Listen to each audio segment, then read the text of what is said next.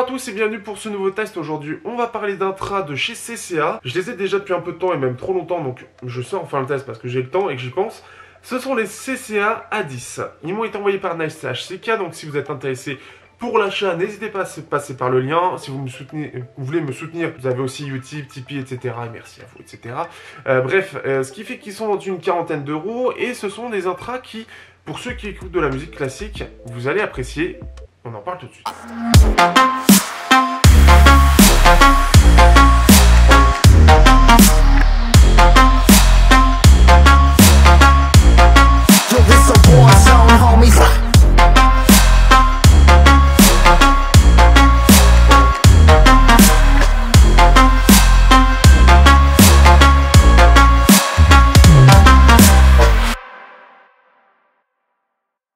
Donc, les CCA A10. Alors, ils ne remplacent pas du tout les CCA C10 comme je le pensais, mais c'est une nouvelle signature. Une signature qui d'ailleurs, on voit assez rarement et qui en plus de ça nécessite en général une bonne maîtrise de ces signatures-là. Mais avant ça, on va parler de la partie design. Donc, le design, c'est un peu comment on pourrait l'appeler? Le cousin bâtard entre les KZS16 et les CCA C16. Bref, en gros, on a le corps transparent et on a la partie métallique donc des KZS16, mais on garde la partie métal, la backplate, le capot des CCA C16, mais en bleu. Alors pour certains, et c'est ce que la remarque m'a dit certaines personnes, et je suis assez d'accord sur ce design, c'est que le design tout bleu, bah, ça passe pas en fait, il y a trop de bleu. Il y a trop de bleu et c'est ça qui était bien sur les C16, c'est qu'on avait le mélange bleu et gris qui était assez joli et le côté bicolore qui était assez sympathique. Ici c'est trop bleu, ou en tout cas le bleu qui est utilisé passe pas en fait, il y a trop de bleu. Je peux pas être plus clair que ça. On peut y voir d'ailleurs la mention CCA et 5 drivers, alors c'est le 5, et on a écrit CCA 5 BA, voilà, c'est le BA qui est mis sur la tranche du 5. Donc vous avez ça, vous avez toujours cette courbure comme les CCA, vous avez le 2 pins en type C, donc comme les AS16, et on reprend vraiment le corps global de ça. Ce qui fait que par contre c'est assez étonnant parce que forcément on passe de 8 drivers par côté à 5, donc on peut voir qu'on a des trous, donc par exemple ici on peut voir, et c'est assez marrant, allez, fais-moi le focus, on peut voir en fait un driver en moins ici en fait. Normalement il y a 2 gros drivers basses, ici il n'y en a qu'un seul. Donc ce qui fait que on voit, encore une fois, on voit exactement la même chose. On voit qu'on a à peu près la même configuration que ce qu'on a sur les AS16 par exemple, mais il y en a un peu moins, et ça se voit. Donc c'est assez marrant parce que clairement ils ont réutilisé le même design, hop ils ont enlevé des drivers en moins, signature comme ça, et c'est parti. D'ailleurs, il faut savoir qu'ils commencent à vendre leur design à d'autres, enfin, ils commencent à se vendre à d'autres. Donc, vous aurez aussi le test des KBR, KB10, qui sont dans le même style avec une face différente. Qui fait que donc le design en soi, on reprend exactement les mêmes avantages et inconvénients que proposent les KZ AS16. Donc, ce qui fait qu'on a le côté un peu premium, etc. Donc, le côté métallique, avec toujours le côté Starline au niveau des embouts.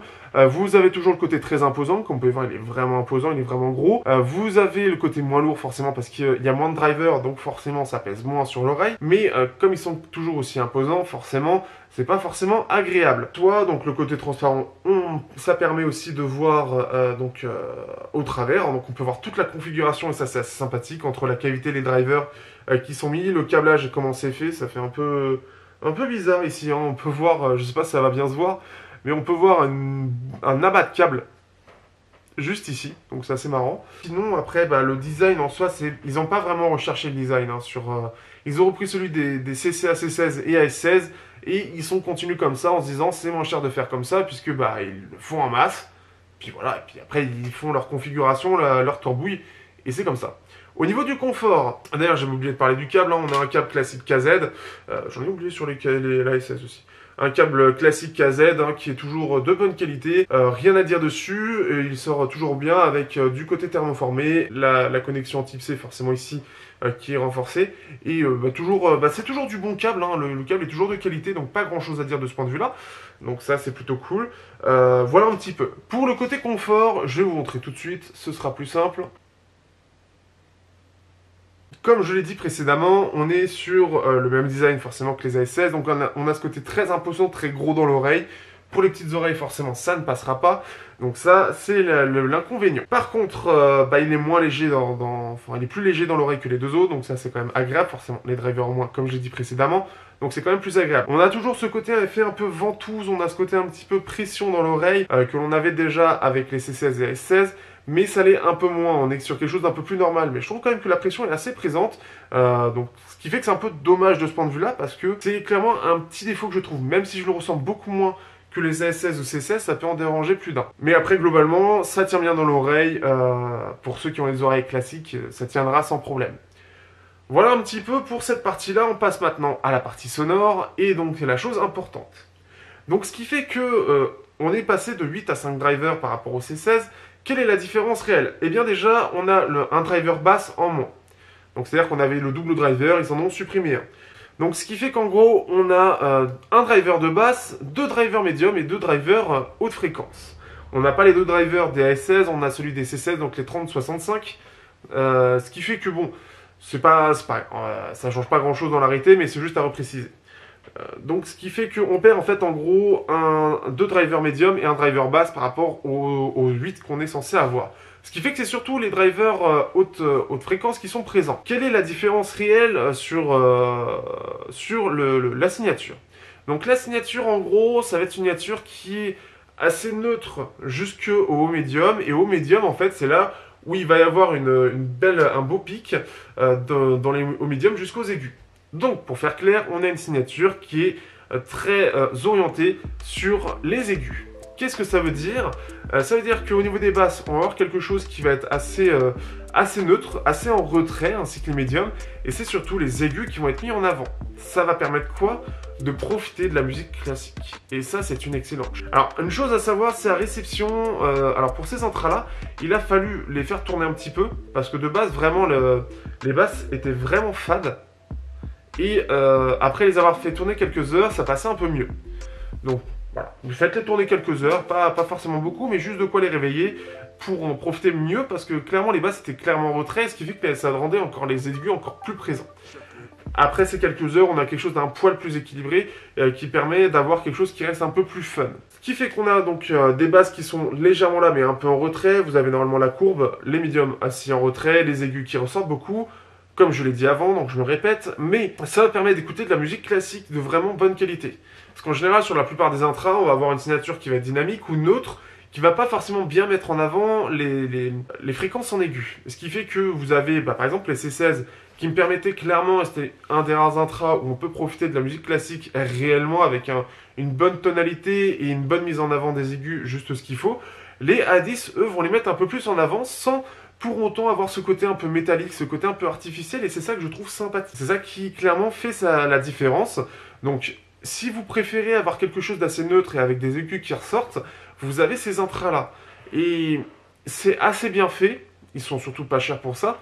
Et clairement, sur la musique classique, c'est pour moi là où je me suis le plus éclaté à les écouter. Pour autant, ils sont pas mauvais sur l'électro, ils s'en sortent plutôt bien. Par contre, le souci que j'ai, c'est que comme on a supprimé deux drivers médium, eh bien, on va se retrouver avec vu qu'on a supprimé des drivers, je trouve surtout que c'est dans le métal où il se casse la gueule, dans les médiums. Alors je l'explique pas forcément, mais je trouve qu'en termes de détails dans les médiums, les guitares, etc., il n'arrive pas du tout à les gérer. Là où les C16 ont une excellente gestion là, de ce point de vue-là, là c'est pas du tout géré. Là on est vraiment à la ramasse. Attends, je remettrai la configuration, j'ai des doutes sur ma configuration. Je sais plus ce qu'il y a réellement dedans. Je vous remettrai de toute façon la fiche, vous serez sûr. Mais ce qui fait que dans les médiums, il ne faut pas trop lui en demander.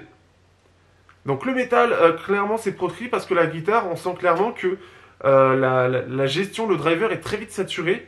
En tout cas, les drivers médiums qui gèrent ça sont très vite saturés.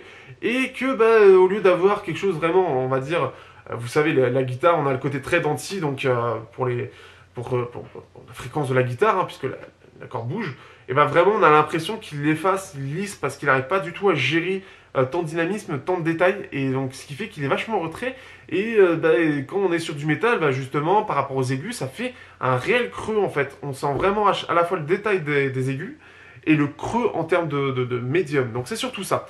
Évitez le métal ou le rock, parce que clairement vous n'allez pas en profiter, vous allez sentir un manque, quelque chose qui ne suit pas. Et ça, c'est un peu dommage. Mais par contre, si vous êtes à fond sur l'électro et du classique, vous allez kiffer.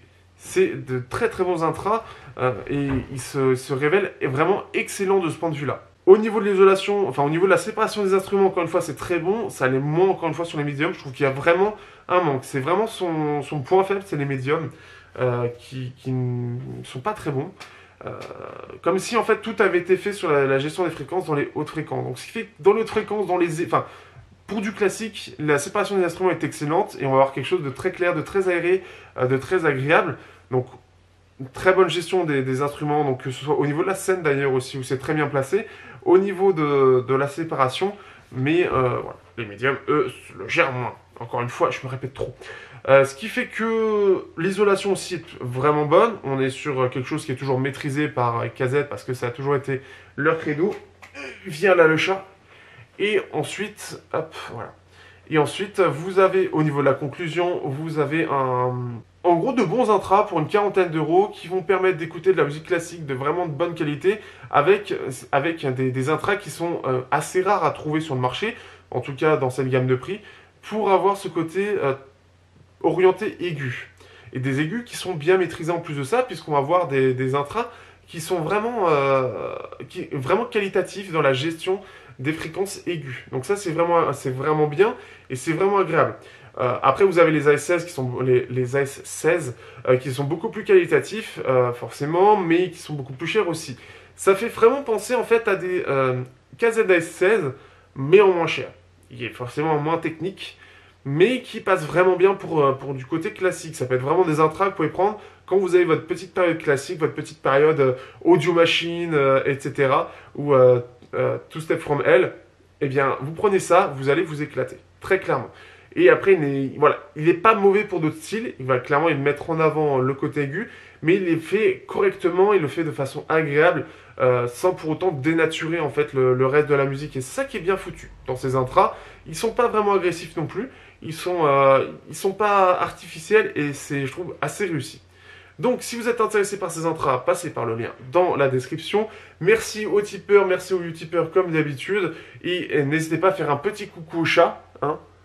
Fais la gueule surtout. Bah alors hein. Attends, hop. Voilà. Là, c'est plus mignon. Hein. Oui, c'est toi. Voilà, voilà. Allez, je vous dis à bientôt pour un prochain test sur Technoid.